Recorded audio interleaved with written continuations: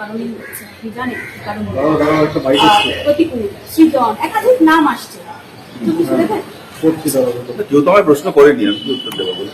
আর খবর কেন এখন এগুলো নিয়ে হচ্ছে কিন্তু আপনারা ঠিক করেন কি নিয়ে খবর হবে। প্রতিকূল এর আগে বাংলা ভাষাও যাত্রায় কম করে 50টা সমাবেশ করেছে, অসাধারণ অনেক কথা বলেছে, কত সভা সমিতিতে, কত মিটিং এ মিছিলে মমতা ব্যানার্জির বিরুদ্ধে, বিজেপির বিরুদ্ধে হাজারটা কথা বলেছে, তার একটা নিয়েও কোনো খবর হয়নি।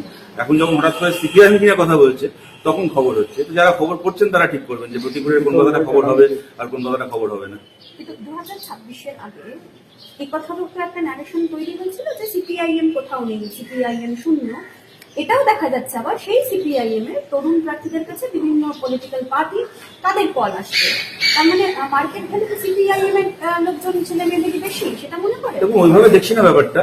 যারা কল করছেন তাদেরকে ধন্যবাদ, তবে এইটুকু তাদেরকে বলবো, আপনারা যখন বুঝতেই পারছেন যে সিপিআইএম এর এরা এত যোগ্য, তখন তারা যখন আসবাদে কাল সিপিআইএম এর ভোটে প্রার্থী হবে, আপনারা তাদেরকে যোগ্য মনেই করেছেন, এদেরকে তো দলে নিতে চেয়েছেন। সুতরাং এরা যখন সিপিএম এর হয়ে দাঁড়াবে, এদের যোগ্যতা অনুযায়ী এদেরকে ভোট দেবেন আপনারা। তৃণমূলের নেতা কর্মীদের কাছে আবেদন থাকলো, যাকে নিজেই প্রার্থী করতে চান সে যদি অন্য দলেরও প্রার্থী হয়, সিপিএম এর প্রার্থী হয়, তাকে ভোট দেবেন না কেন? সুতরাং সায়নকে যদি বিজেপি এখন ফোন করে দলে চাইতে পারে, তাহলে আজবাদে কাল যদি সায়ন বামপন্থীদের পক্ষ থেকে প্রার্থী হয়, তাহলে যেন সায়নকে ভোটটা দেয় বিজেপি সমর্থকরা। মানে ওদের নেতারাই মনে করে যে ওদের দলের লোকেদের থেকে সায়নের যোগ্যতা বেশি। আপনারা যারা তরুণ প্রজন্ম, তারা এই সিচুয়েশনে দাঁড়িয়ে কিভাবে মোকাবিলা করবেন? কারণ বিভিন্ন দিক থেকে এই বক্তব্য উঠে আসছে যে সিপিআইএম এর প্রতি তাহলে আস্থা হারাচ্ছে। দেখুন, এটা না মোকাবিলার প্রশ্ন না, এটা আপনারা এই মিডিয়াতে দু চারজন যারা আছে, যাদের খবরের কাগজে নাম বেরোয়, তার কয়েকটা ভোটে প্রার্থী হয়েছে, তরুণ প্রজন্ম বলতে যদি তাদেরকে খালি বোঝা হয় তাহলে তো সমস্যা। গোটা বাংলা জুড়ে আমাদের হাজার হাজার লাখ লাখ তরুণ কর্মী রয়েছে। আমাদের এরকম অনেক কর্মী রয়েছেন, পাশের বাড়ির মানুষ জানেন যে মাঝরাত্রিবেলা কোনো দরকার পড়লে তৃণমূলকে পাবো না, বিজেপিকে পাবো না, একে যদি ফোন করি মাঝরাত্রিবেলা আমার পাশে এসে দাঁড়াবে।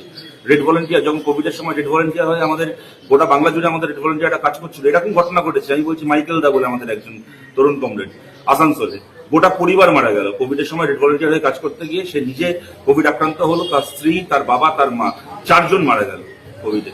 এরকম আমাদের তরুণ কর্মীরা রয়েছে, নিজের জীবনকে সংকটে ফেলে কাজ করেছে। সুতরাং তাদের সিপিআইএম এর প্রতি আস্থা হারানোর প্রশ্ন নেই, তাদের সিপিএম এর প্রতি আস্থা আছে যে সিপিআইএমই পারবে পশ্চিমবাংলাতে একটা সুস্থ ভারতে একটা সুস্থ রাজনৈতিক সংস্কৃতি ফেরাতে।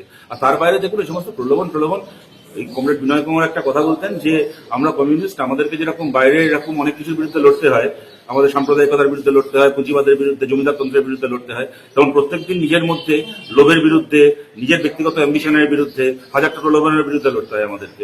এইটা জেনেই আমরা সবাই কমিউনিস্ট হয়েছি। সুতরাং এগুলো নতুন কিছু না আমাদের কাছে।